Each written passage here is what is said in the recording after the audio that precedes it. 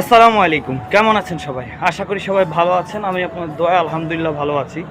কয়দিন যাবৎ ফেসবুকে বলেন, ইউটিউব বলেন, একটা জিনিস ট্রেন্ডিংয়ে খুবই ভাইরাল হচ্ছে। সেটা হচ্ছে আমার স্ক্রিনে থাকা এই জিনিসটা। হ্যাঁ, এটা হচ্ছে সৌদি আরবের সান্ডা। বাংলাদেশে এটাকে বলে গুই সাপ।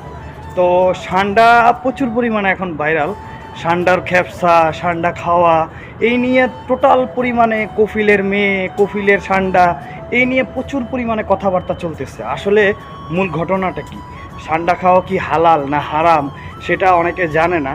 তো আমি একটু রিসার্চ করে দেখলাম যে আসলে সান্ডা খাওয়া হালাল, কিন্তু এটা হচ্ছে আপনার, যদি আপনার রুচিতে লাগে তাইলে আপনি খাবেন, রুচিতে না লাগলে খাবেন না। আসলে আমাদের মানুষের হচ্ছে কি রুচিতে এটা বাজে, যে কারণে আমরা খাই না। কিন্তু সৌদি আরবে এটা অনেক পপুলার একটা খাবার। সৌদিরা অনেকেই, বেশিরভাগ মানুষই এটা খেয়ে থাকে। আর এটা খেপসা বলেন, বিরিয়ানি বলেন, এটা বানায় তারা খায়। এটা প্রচুর পরিমাণে মাংস, এবং এটা ব্যথার জন্য উপকার, আরও অনেক অনেক রোগের জন্য এটা উপকার হয়ে থাকে। সান্ডা, আপনারা যারা সান্ডা চিনেন, সৌদি আরবে থাকেন, তারা একমাত্র সান্ডা জানেন যে সান্ডা জিনিসটা কি। কিন্তু সৌদি আরবের সান্ডা আর বাংলাদেশের গুই সাপ এক না। মানে একই রকম দেখতে কিন্তু ভিন্ন। আপনি দেখবেন যে সৌদি আরবের সান্ডাগুলো দেখতে একটু লেজের মাঝখানে, আপনার লেজের মধ্যে একটা ডোরা কাটা থাকে, কিন্তু আমাদের বাংলাদেশের গুই সাপের লেজে আপনার একদম স্লিম থাকে, লম্বা চিকন। ওইটা দেখতে সুন্দর না, কিন্তু সৌদি আরবের সান্ডাটা মরুভূমির থাকে। আর আমাদের দেশের গুই সাপগুলো পানিতে থাকে, গর্তেতে থাকে, এইসব আর কি। তো আমাদের হজরত মোহাম্মদ সাল্লাল্লাহু আলাইহি সাল্লাম, যখন একটা হাদিস বলি, যখন উনি আপনার এই সাহাবীদেরকে নিয়ে একটা দাওয়াতে বসছিলেন, তখন ওই দাওয়াতের মধ্যে তাদেরকে সান্ডার কাবাব করে দেওয়া হয়।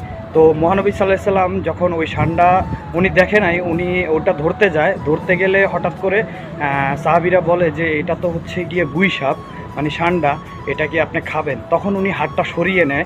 তখন উনি বলে যে আসলে মানে সাহাবীরা ওনাকে প্রশ্ন করে যে আপনি এটা খেলেন না কেন, হাত সরিয়ে নিলেন? তখন হজরত মোহাম্মদ সাল্লাল্লাহু আলাইহি সাল্লাম বলেন যে এটা আমি খাবো না, আমার রুচিতে বাঁচতেছে, বা আমার এটা ইচ্ছা হচ্ছে না, কিন্তু এটা খাওয়া হারাম না, এটা হালালের মধ্যেই পড়ে, কিন্তু আমি খাই না। তো ওই থেকে এটা হচ্ছে আপনার রুচির মধ্যে ডিপেন্ড করে আপনি খাবেন কি খাবেন না। তো এই হচ্ছে সান্ডার বৈশিষ্ট্য। তো সান্ডার, অনেকে দেখবেন যে সান্ডার তেল বিক্রি করে। সান্ডা আবার অনেক ব্যথা বেদনার জন্য উপকার হয়।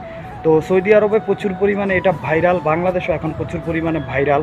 আর ভাইরাল জিনিস নিয়ে কাজ করলে মানুষও প্রচুর পরিমাণে ভাইরাল হয়ে যায়।